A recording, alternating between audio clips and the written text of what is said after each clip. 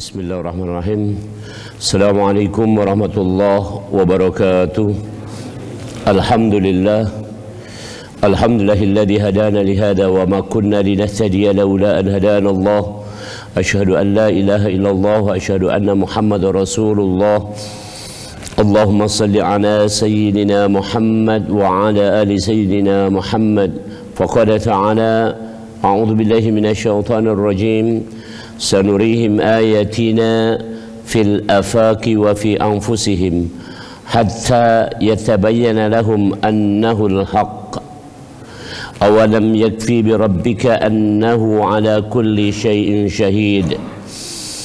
Kami akan memperlihatkan kepada mereka ayat tanda-tanda kebesaran kami di segenap penjuru dan pada diri mereka sendiri, sehingga jelaslah bagi mereka bahwa Al-Quran itu adalah benar. Tidak cukupkah bagi kamu bahwasanya Tuhanmu menjadi saksi atas segala sesuatu? Surat Fussilat ayat yang ke-53, satu ayat sebelum ayat yang terakhir. Hadirin, Allah telah menyatakan bahwa Allah meletakkan seluruh tanda-tanda kekuasaannya pada segala yang wujud ini. Tolong camkan, galau-galau yang wujud termasuk diri kita ini yang diwujudkan oleh Allah ini ada tanda-tanda kebesaran Allah. Contoh, bagaimana seorang ibu bisa begitu sayang kepada anaknya, itu karena ayat Allah, tanda kebesaran Allah berupa sifat Ar-Rahman Ar-Rahim, itu terbagi kepada makhluk yang namanya manusia. Bukan hanya manusia, kamu nyingok anak harimau pun disayang oleh ibunya, kira-kira begitu. Ini semua adalah tanda-tanda kebesaran Allah. Oke, jadi ringkasnya, orang yang mampu membaca tanda kebesaran Allah ini adalah orang yang cerdas. Itu dulu. Yang mampu membaca tanda kebesaran Allah, orang yang cerdas. Dalam bahasa sekarang namanya literasi. Literasi, melek. Mari saya sampaikan dua peristiwa di awal dan di ujung ketika Rasulullah Muhammad SAW diutus. Yang pertama, Rasul mendapat firman Allah, wahyu, bunyinya adalah Iqra. Iqra bismi rabbikal ladzi khalaq, khalaqal insana min 'alaq, Iqra wa rabbukal akram, alladzi 'allama bil qalam, 'allamal insana ma lam ya'lam.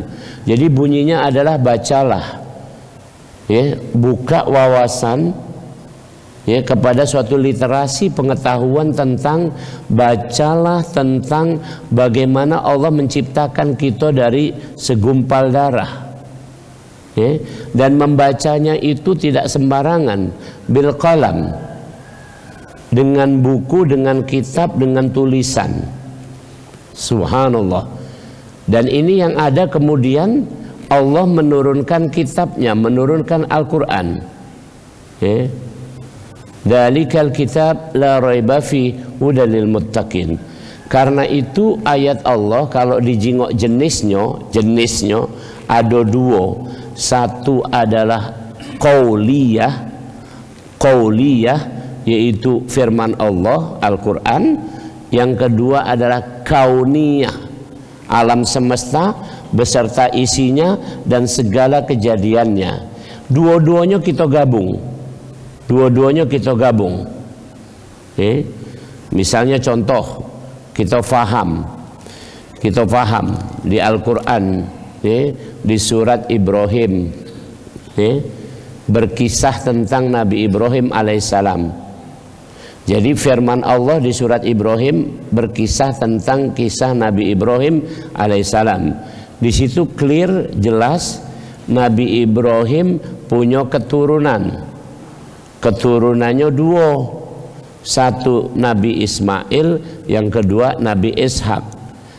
Kemudian kita jingok dari garis Nabi Ishak, ya, sampai gelar-gelarnya pun ditulis di Al-Quran. Nabi Ismail digelarkan Halim, Ghulamun Halim, yaitu anak yang sopan, ya, yang santun. Sementara Nabi Ishak dikasih gelar Ghulamun Alim, anak yang cerdas. Bukan berarti dua-duanya ini tidak sopan galau, bukan berarti juga dua-duanya tidak cerdas galau, tapi unggulannya di situ. Maka kita jingok. Ini ayat Allah, ini tanda. Dari situ kalau kita punya anak misalnya, kamu jingoklah anak-anak kita ini. Nih. Karena itu keturunan Nabi Ishak adalah keturunan yang memegang tanda kutip ini ideologi, ilmu pengetahuan, kecerdasan yang sampai hari ini adalah ngatur dunia. Siapa keturunannya? Bani Israel. Ide tentang demokrasi keluar dari Bani Israel. Ide tentang nasionalisme keluar dari Bani Israel. Ide tentang komunisme keluar dari Bani Israel. Ide tentang pemerintahan yang seperti sekarang bentuknya semua keluar dari Bani Israel. Ya, yang namanya global. Ya, kemarin terakhir udah diuji coba COVID tahun 2020 sampai 2022 itu kemarin. Semua itu adalah yang duduk di situ di boardnya itu adalah utamanya adalah Amerika, dan kemudian Amerika itu di belakangnya ada rombongan Bill Gates dan segala macamnya, yang semua itu adalah ya belakangnya juga ilmuwan Yahudi. Jadi intinya apa yang disebut Allah sebagai Ghulamun Alim, runut itu clear, itu keturunan Bani Israel, dan itu paling banyak nabi dari keturunan Bani Israel. Tetapi diakui senang apa tidak, Nabi Musa maupun Nabi Isa sudah memberikan mubasyirat, memberikan kabar gembira bahwa berakhirnya kenabian Bani Israel itu atau rasulnya Bani Israel itu berakhirnya pada waktu Nabi Isa itu. Lihat, ya Bani Israel inni Rasulullah ilaikum musaddiqan lima baina yadayya minat Taurah wa mubasyiran bi rasuli ya'ti min ba'di ismuhu Ahmad falamma ja'ahum bil bayyinati qalu hadha sihrun mubin wa man adlamu mimman iftara 'ala Allahi al-kadhiba wa huwa yud'a ila al-Islam wallahu la yahdi al-qauma adh-dhalimin. Clear. Nabi Isa mengatakan bahwa wahai Bani Israel, aku nabi rasul terbatas untuk kamu. Jadi Nabi Isa membuat clear pernyataannya, Nabi Isa itu masih diutus terbatas untuk Bani Israel, terbatas untuk Bani Israel.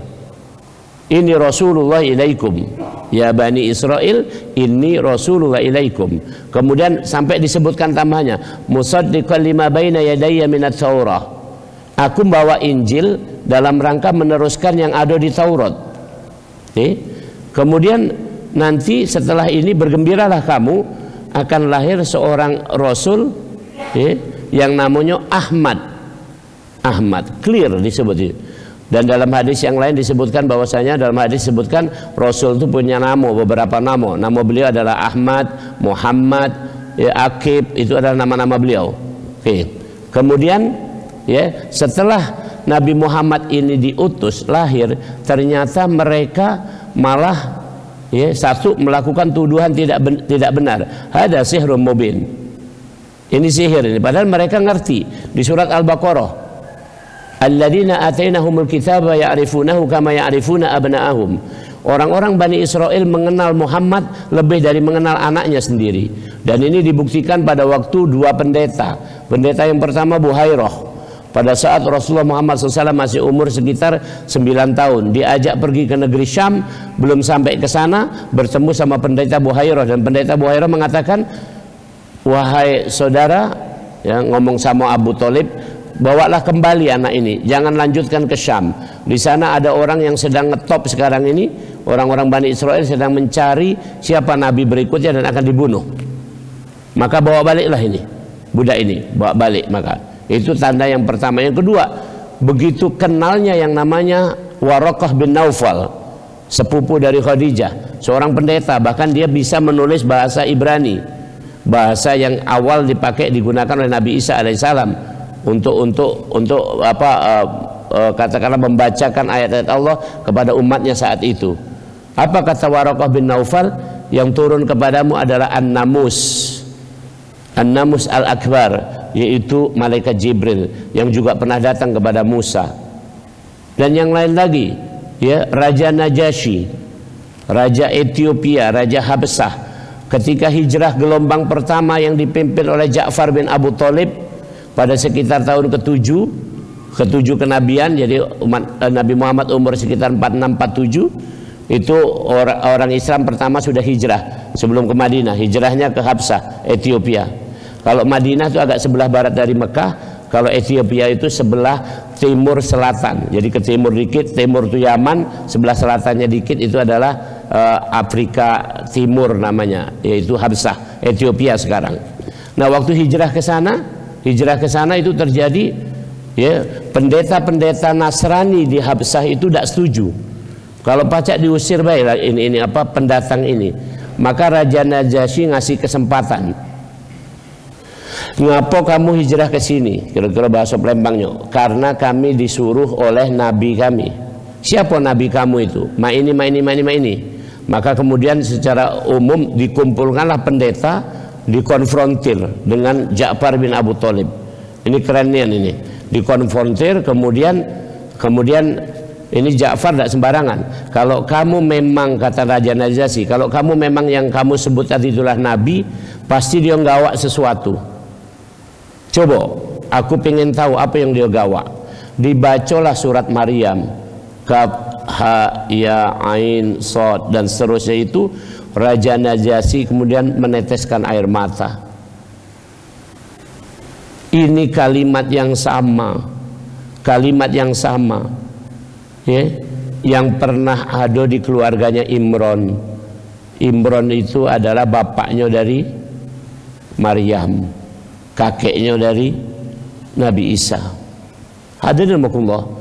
Jadi clear sesungguhnya. Inilah ayat Allah. Jadi kalau kita baca hari ini ada permintaan kita, insya Allah bagus sama itu, ya, duta besar Palestina meminta kita segala macam ini, kaum muslim ini khususnya di Indonesia, muslim terbesar di dunia ini, hari Jumat ini mengkhususkan setidak-tidaknya berdoa, ya, kepada saudara-saudara kita di Palestina. Kalaupun kita tidak berangkat, tidak nyumbang, paling tidak kita mendoakan mereka. Kenapa? Sebenarnya ini pertikaian antar sepupu, benar? Dari turunan Nabi Ismail itu nanti adalah keturunannya adalah orang-orang Arab atau keturunan dari Rasulullah Muhammad SAW. Dari keturunan Nabi Ishak adalah keturunan Bani Israel. Yang terjadi di Palestina seperti itu. Mereka menyatu masih sekitar 3000 tahun yang lalu. 3000 tahun yang lalu itu adalah keturunan dari Nabi Ibrahim alaihissalam. Nabi Ibrahim itu kira-kira dibanding kita sekarang ini, ya, sekitar 4000 tahun yang lalu. 4000 tahun yang lalu itu keberadaan Nabi Ibrahim. 2700 tahun sebelum Nabi Muhammad diutus itu Nabi Ibrahim. Nabi Ibrahim sempat berdoa waktu itu di Mekah, Rabbana wab'ats fihim rasulan minhum yatlu 'alaihim ayatik. Di surat Al-Baqarah ayat 129. Itu berkaitan dengan nanti suatu saat lahirnya Nabi Muhammad SAW. Hadirin rahimakumullah. Jadi yang pertama yang harus kita lakukan, gawikan dalam kehidupan ini, sebagaimana Rasulullah Muhammad SAW diutus, adalah yatlu 'alaihim ayatih. Di surat di ayat 164 surat Ali Imran dan di surat Jumu'ah surat 62 ayat yang kedua.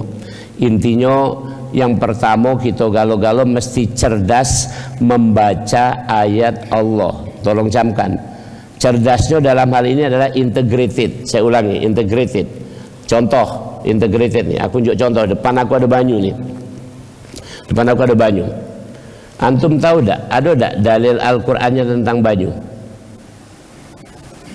Ada tak? Antum browsing. Kalau ndak hafal browsing baik. Kalau hafal ayatnya ada bunyinya, wa ja'alna minal ma' kulla syai'in hayy. Dan kami jadikan pada setiap yang hidup komposisi air. Minal ma', perhatikan. Dan bukan kullu ma, tapi minal ma. Minal ma itu hanya minal itu adalah part of atau composition, bagiannya. Maka kita contoh manusia 75%-nya adalah air. Paham? Berarti minal ma kan, benar? Minal ma. Jadi sebagian dari komposisi manusia adalah air. Contoh yang lain lagi sekarang yang sekecian, ya. Bakteri hampir 100%-nya air. Itu komposisi namanya. Sebaliknya ada yang agak sedikit jumlah airnya, ya. Misalnya kayak kaktus, sedikit tumbuhan kaktus airnya sedikit, tapi tetap ada air. Itu ayat Allah. Kami jadikan setiap yang hidup dari komposisi air. Itu kalau kita baca, jadi integrated ini. Nah, kalau sudah seperti itu, kita tinggal ambil hikmahnya, mestinya begitu. Melek. Sekarang ku tanya baik, mudah baik. Sifat air apa? Air kalau ditaruh di wadah ini jadinya bentuknya mak ini, benar? Ditaruh di baskom, jadi mak ini atau jadi baskom? Jadi baskom. Ditaruh di Sungai Musi, masih ngotot nak jadi botol lah. Itu artinya apa? Bahasa kita adaptif. Jadi beradaptasilah itu. Waktu kita pergi haji itu adaptif. Tidak nak cara kita, tapi cara muktamar, perkumpulan seluruh manusia di bumi ini pergi haji sama-sama dengan pakaian yang sama, dengan niat yang sama, labbaik Allahumma labbaik, bacaannya sama, tapi dengan tingkah laku yang berbeda-beda, tapi adaptif. Tapi ada yang kurang adaptif, nak ngumpul sesama Palembang, lebih kenceng lagi nak ngumpul sesama Ilir Barat berapa nih, satu ini. Kira-kira mak itu, tidak mak itu cek. Adaptif. Orang itu nak ditempatkan di mana baik hidup. Dan manusia sudah membuktikan. Ada tak manusia hidup di pucuk sungai? Ada. Di pucuk gunung? Ada. Iramadatil imad, orang-orang yang hidup di batu-batuan? Ada. Ada tak yang orang yang hidup di gurun pasir? Ada. Oh, adaptif nian manusia itu.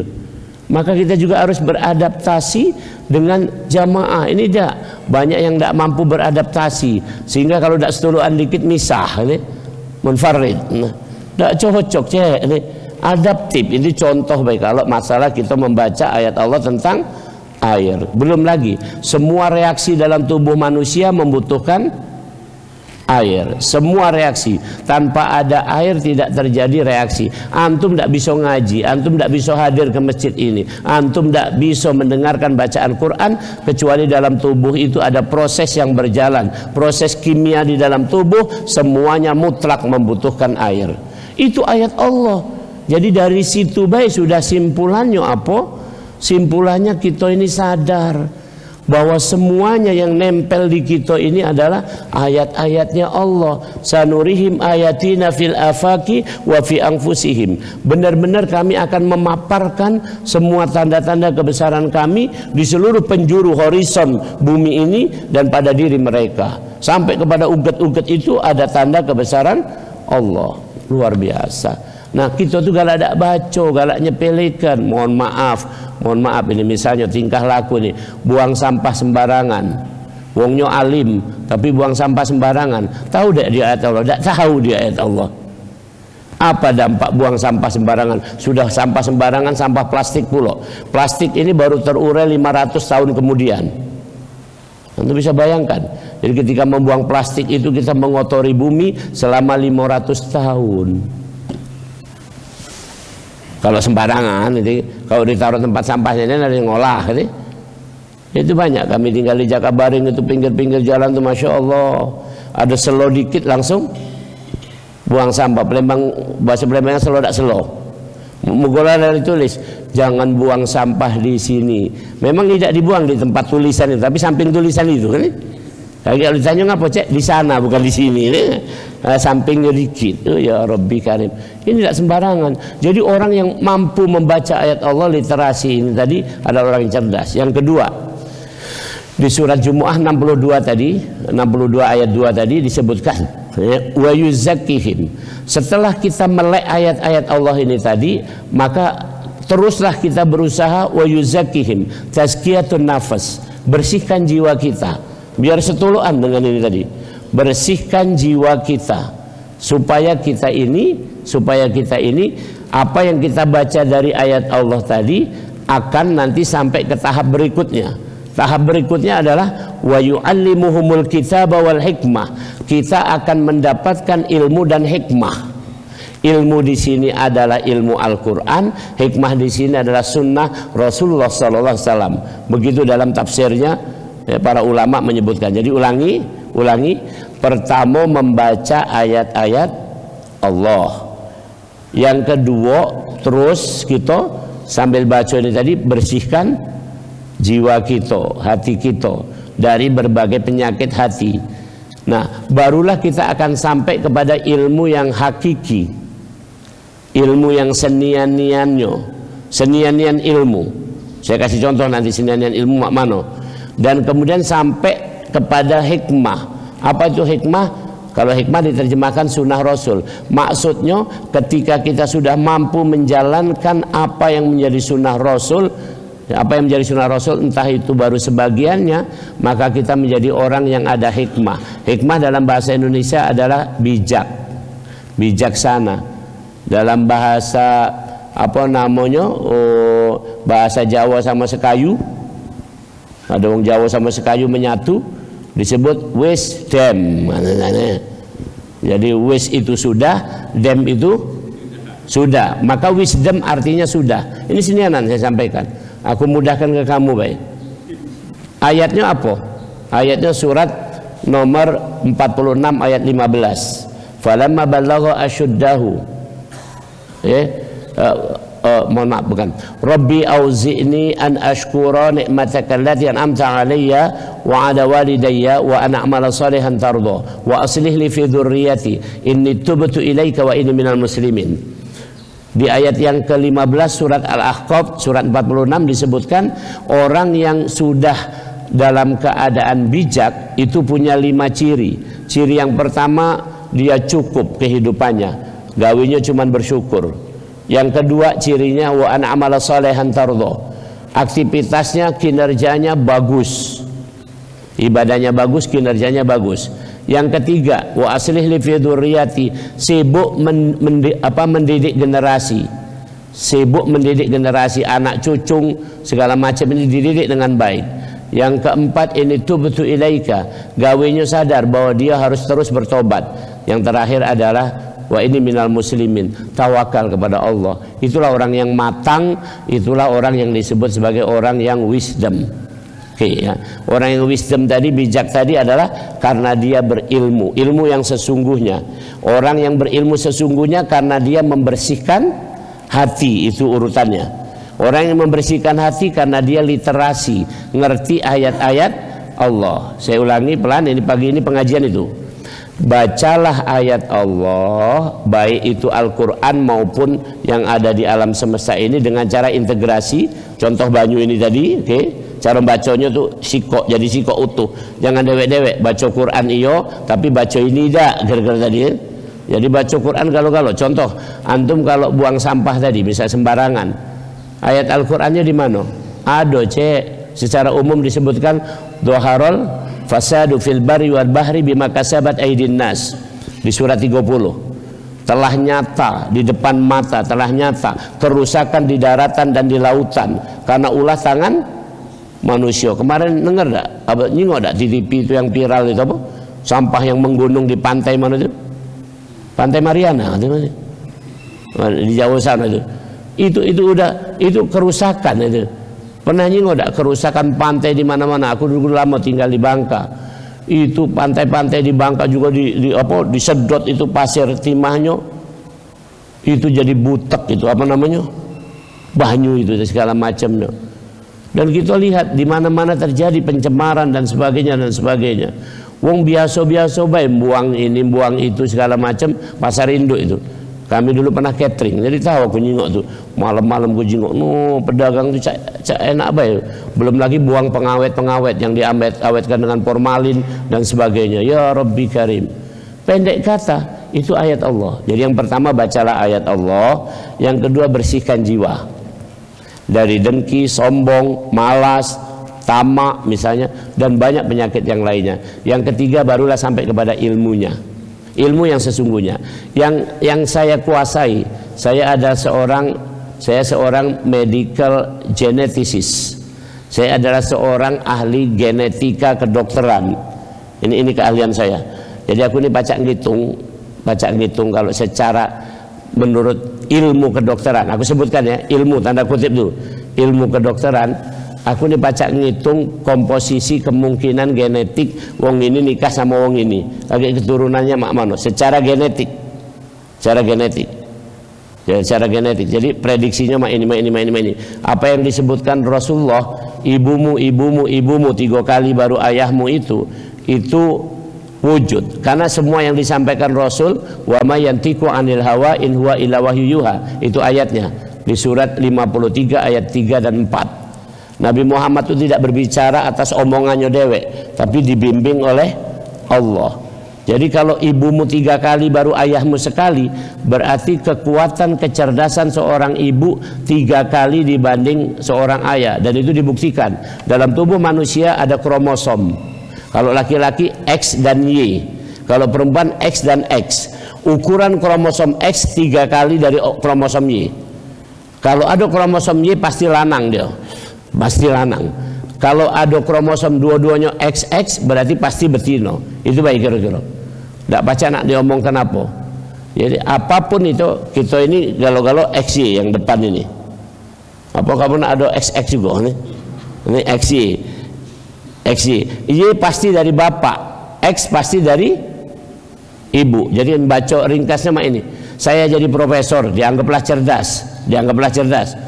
Ini 75% dari ibu saya.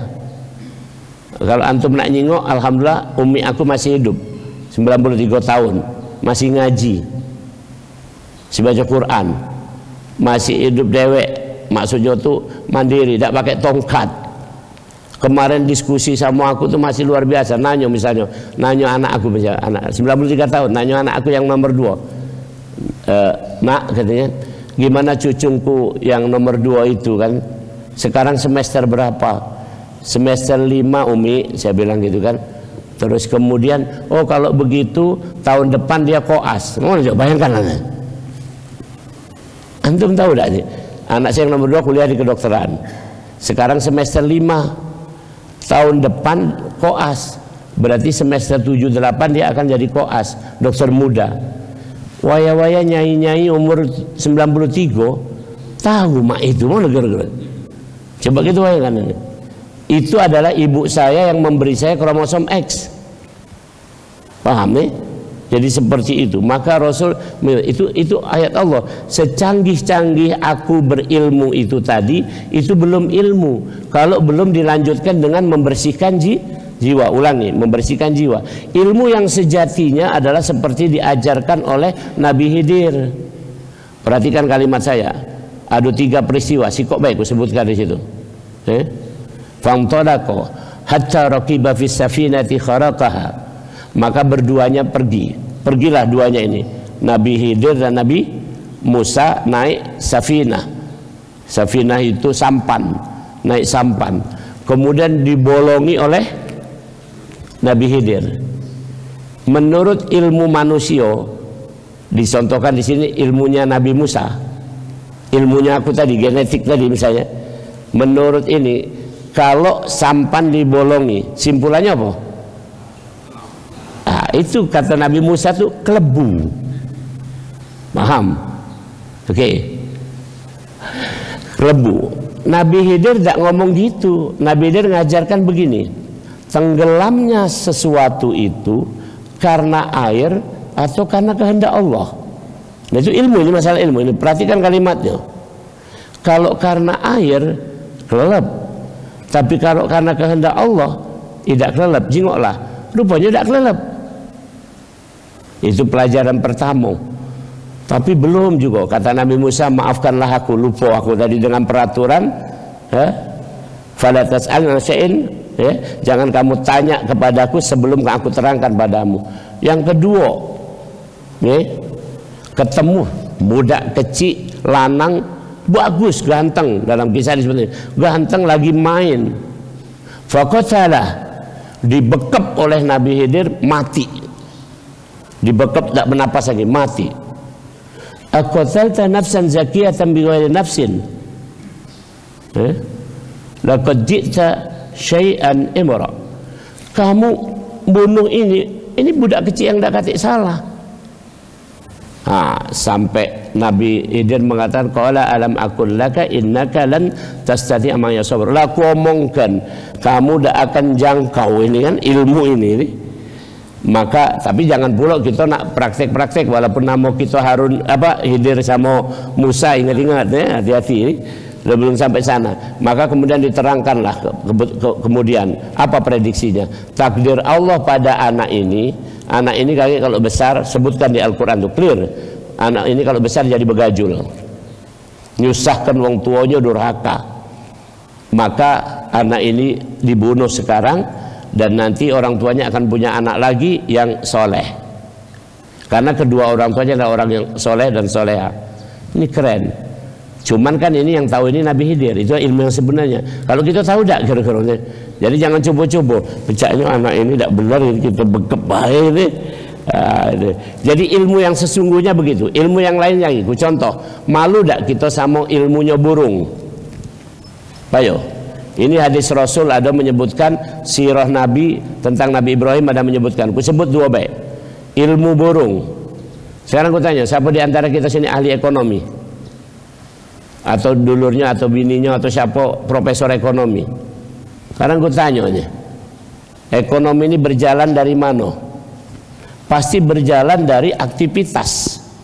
Tanpa aktivitas namanya tidak ada ekonomi. Maka ukuran dari ukuran dari kemakmuran suatu negeri itu bukan aset, bukan berapa jumlah kekayaan, tapi dari GDP, ya, gross domestic product, yaitu hulu kilirnya uang berusaha ini. Contoh, mohon maaf nih, ini saya ajari dikit balanya. Aku bukan ahli ekonomi ya, tapi ngerti lah konteks ini. Nih, aku punya duit 1 miliar. Menurut kamu kayo tak itu? Anggaplah kayo nih. Kamu cuman punya duit misalnya 1 juta. Kayo mana kalau diukur dari aset? Tapi duit 1 miliar aku ini ngendep, diem baik. Sementara duit kamu 1 juta diputer 2000 kali. Maka hitungan GDP kamu lebih kaya dari aku. GDP kamu 2 miliar. 1 juta diputar 2000 kali berapa? 2 miliar. Itu yang disebut di Al-Quran kaiduratan bainal aghniya'i minkum. Itu ayatnya Al-Quran, saya bacakan gitu. Jangan sampai harta itu muter-muter di kalangan kamu baik. Jadi kamu tenang-tenang baiklah. Wong kayo itu butuh gitu. Kalau ndak itu, ndak muter duitnya ngendep itu pecah banyu di paret comberan busuk kayak gini malah nih. Apalagi kemudian sudah kaya, sudah hebat, sakit terus mati. Ya sudah. Kata apa-apanya lagi. Jadi itu contoh secara ekonomi kayak gitu. Itu hitungannya. Burung itu ada bunyi burung enggak? Ada. Tanyalah burung itu. Nak kemana dia nyari makan sekarang? Nak kemana? Itu Rasul mengatakan, kamu tawakallah seperti burung. Sore hari dia pulang ke tempatnya dengan tembolok yang sudah penuh dan dia tidur nyaman. Tidak mikirkan besok apa malam tuh diskusi sama bini burung itu nih. Wahai biniku, besok aku nak nyari tapi zaman sekarang lagi kabut asap, ekonomi lagi menurun. Kemana kita nak nyari? Tidak. Pagi-pagi sofati wa yakbidan. Ma yumsikuhuna illa rahman di surat Muluk. Ya, pagi-pagi dia terbang, entah kemana diarahkan oleh Allah sambil berzikir. Ada di Al-Quran dikatakan walakin la tafqahuna tasbihahum. Kamu tidak ngerti tasbihnya mereka. Yang ngerti cuma siapa? Ini alamu mantiqat thair, siapa? Saya tahu bahasa burung, siapa tuh? Nabi Sulaiman. Nabi Sulaiman yang tahu. Jadi kalau kamu namanya Sulaiman memang kamu tahu tuh bahasa lagi ngomong apa nih. Jadi itu sambil berzikir. Sudah sore kaget penuh lagi tembolokannya, penuh lagi, sudah itu baik. Ada cadangan enggak itu? Tidak tawakal. Kakek kalaupun punya telur, telurnya netes pasti akan ada makan. Itu ekonominya burung. Sekarang aku tanya, profesor ekonomi berpikir mak itu tidak gitu? Kalau kita wajar baik gitu ini, kita mikir selalu buntu, sulit. Itu kan ya Rabbi Karim. Nah itu ilmu burung. Itu ilmu yang hakikat kayak gitu. Itu yang kedua, ilmu burung tadi. Pada waktu Nabi Ibrahim dibakar, logika baik. Secara ilmu pengetahuan, kalau api akan padam dengan air, maka burung itu ngambek banyu. Tapi pertanyaan aku, burung itu mobil blangwer atau bukan? Ngambeknya seberapa dia? Dikit kan? Kemudian dimuntahkannya ke api itu. Jadi cicak ngekek-ngekek. Itu makanya cicak itu, kisahnya cicak itu jelek itu, diejeknya. Woi cek, mana nak padam cek mak itu. Bukan itu. Logika burung bukan itu. Logikanya begini, api padam dengan air, maka aku padamkan dengan air. Soal padam tak padam itu urusan Allah. Itu ceritanya. Ada tak kita ngomong mak itu? Sama seperti sekarang ini, ya, Israel atau yang nyerang Palestina itu di jauh di sana, di Syam itu, negeri Palestina sana, jauh dari kita ini. Apa peduli kita? Burung tadi. Ya, contoh, menghadapi perang harus dengan apa? Satu, perang lagi kan sama. Perang dihadapi dengan perang. Yang kedua, perang dihadapi dengan ekonomi, benar? Perang dihadapi dengan doa, ada benar? Mana yang kita baca sekarang ini? Doa. Itu. Jadi kalau kita ditanya kaki, apakah kamu sudah peduli dengan saudara-saudara di Palestina? Iya ya Allah. Apa? Doa ya Allah. Ini. Saya pernah ketemu, saya pernah berkumpul sama teman-teman dari Palestina. Dia ngomong begini. Dia ngomong, kami sangat senang, ya, cukuplah teman-teman di Indonesia ini berdoa untuk kami. Dan kalaupun nak demo bagus kan, biar menggaung di dunia. Yang lainnya lagi kalau nak nyumbang itu bagus, sudah itu baik. Kalau nak berangkat ke Sanonian itu lain ceritanya, harus terdidik, medannya harus ini, medannya harus lain. Kami kan di sana, saya termasuk salah satu pendiri BSMI, Bulan Sabit Merah Indonesia. Kami mendirikan rumah sakit di Palestina itu. Jadi itu yang pacak kami. Yang kedua, kami kemarin dari BSMI mengenjuk beasiswa saudara-saudara kita di Palestina untuk sekolah kedokteran di Indonesia. Jadi yang sudah nerimo kedokteran di Indonesia dari sana itu UI nerimo, itu Undip Semarang nerimo. Tahu unsur ini aja belum? Jadi kami yang ngongkosi full untuk mereka sekolah di sini. Ya, UII Jogja juga nerimo. Oke. Nah seperti itu, nanti kembalikan lagi ke sana jadi dokter di sana. Itulah yang kita baca. Itu yang kita baca. Sama dengan almarhum Presiden Soeharto, ketika Bosnia Herzegovina dibantai oleh Serbia, maka Pak Harto datang ke sana, mendirikan masjid. Masjidnya namanya Masjid Soeharto. Pak Harto tidak takut-takut di situ. Kemudian itu menunjukkan bahwa ada peran gitu kan. Waktu itu Presiden Bosnia adalah Alija Izetbegovic tahun 91-92 itu. Lagi pertempuran berkecamuk. Ada peran. Dengan seperti itu, maka ya kemudian terjadi kira-kira wong Eropa kayak dari juga. Rupanya Bosnia ini punya dulur jauh, namanya Indonesia. Melawan pulau Mamang ini kan ini. Sama dengan Soekarno. Waktu makam Imam Bukhari itu terlantar, maka Soekarno diundang oleh Presiden Uni Soviet waktu itu. Soekarno tidak galak. Ngapa tidak galak? Cak gengsian kamu awak negara kecil ibaratnya kan. Waktu itu Soekarno tuh gaungnya besar. Boleh aku diundang tapi syaratnya siko. Apa? Bukan syarat yang rumit-rumit sebenarnya. Kalau aku diundang ke Moskow, maka aku izinkan aku nak nyingok, nak ziarah ke makam Imam Bukhari. Ya, Imam Bukhari. Kalau sekarang itu tempatnya di Uzbekistan. Dulu masih bagian Uni Soviet. Aku nak ke sana. Kata Presiden Uni Soviet ini, itu kecil, pendek bacaannya ini. Tapi setelah itu bingung dia kan, nanya kan komunis, makam imam itu di mana kan? Terus akhirnya dia mengutus Zeni, apa yang suka bangun-bangun itu tentara Zikon nih, Zeni konstruksi untuk membuat jalur ke sana. Jangan sampai kayak Soekarno datang, apa namanya, tidak jadi, tidak bisa ke sana. Pala ini kan. Nah benar, Soekarno datang ke Moskow karena jenderalnya itu nelpon, mungkin presiden ke bahasa Palembangnya, cek belum jadi jalan ke sana ini, kalau pacak tahanlah dulu. Jadi begitu datang Presiden Soekarno ngomong, aku nak mengunjungi makam, kaki dulu lah, kita santai dulu di Moskow ini, santai, pesta dulu, apa dijamu dulu. Hari kedua Presiden Soekarno juga udah ngomong, santai dulu lah. Hari ketiga marah beliau, kalau besok tetap aku tidak diizinkan, balik aku. Terpaksa besoknya diantar ke situ sampai nangis beliau. Kalian melihat cerita dari penjaga makam itu, ini terlantar dan orang tidak boleh ke sini. Orang tidak boleh ke situ karena nanti terinspirasi dengan Imam Bukhari. Yang boleh Presiden Soekarno kan? Apa yang terjadi? Presiden Soekarno menyumbangkan segerobak emas atas nama bangsa Indonesia. Maka setelah itu orang Indonesia sangat dikenal. Jadi siapapun baik yang datang orang Indonesia ke sana saat itu pacak boleh gadis itu, kira-kira itu nih. Dan gadis itu cantik-cantik, termasuk gadis yang level tercantik di dunia. Apa kamu masih nak ke sana sekarang ini? Masih ingat dong sana ada sejarahnya. Nah itu ilmu yang sesungguhnya. Jadi ilmu yang sesungguhnya, masa bukan cerita ini nak gue sampaikan. Ilmu yang sesungguhnya itu ketika kita faham bahwa segala sesuatunya adalah ilmunya Allah, takdirnya Allah. Sampai tidak kita pada itu.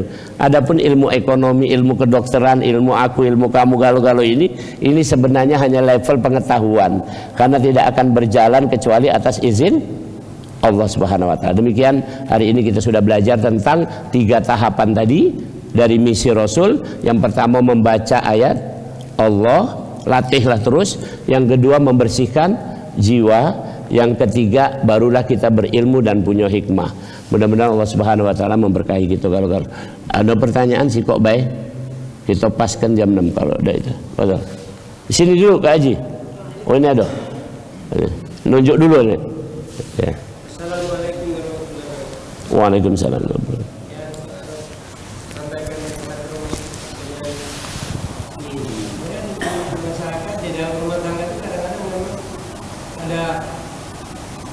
Itu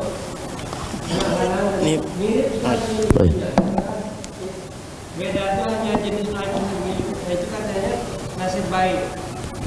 nasib baik beruntung ya. Sedangkan yang lain tidak. Dan sebaliknya kadang itu yang cewek itu mirip sekali dengan bapaknya. Itu dalam apa itu orang kita beruntung nian katanya, itu nasibnya bagus sekali kali. Apa seperti itu? Jadi Mbak ini tolong camkan, Allah tuh adil kok. Gini 50% kita ini berasal dari bapak secara genetik, 50% dari ibu.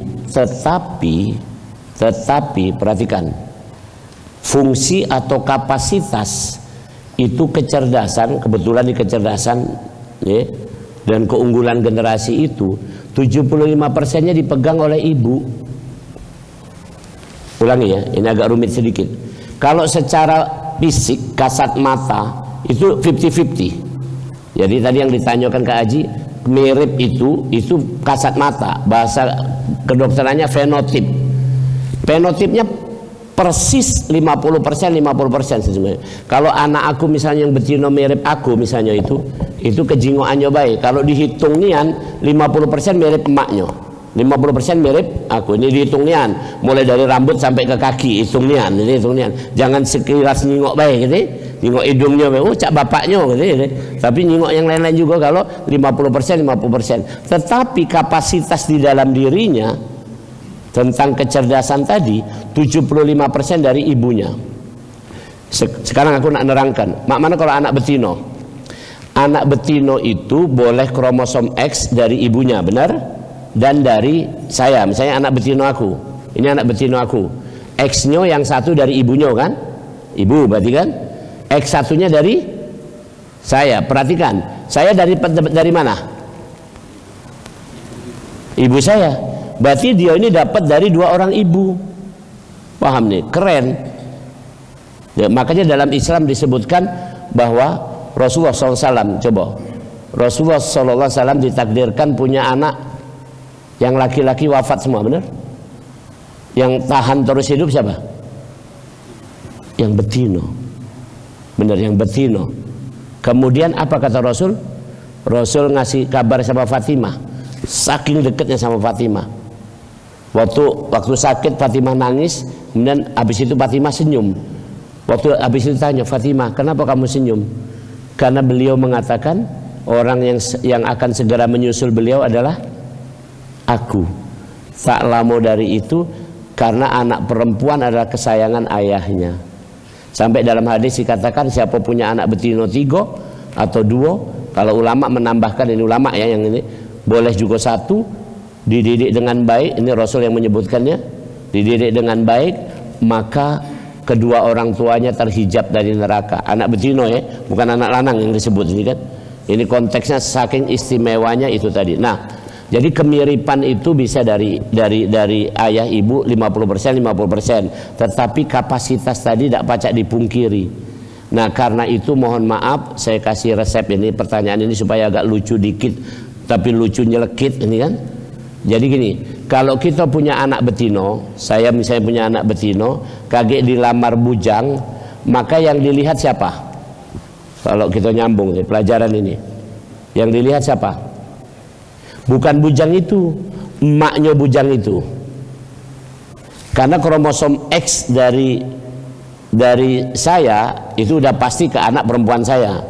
Anggaplah misalnya ini kromosom X yang cerdas, maka anak saya cerdas. Tapi nanti dia akan dapat kromosom X, anak keturunan dia akan dapat kromosom X dari lanang itu kan, bujang yang lamar dia. Bujang yang lamar dia itu dari emaknya.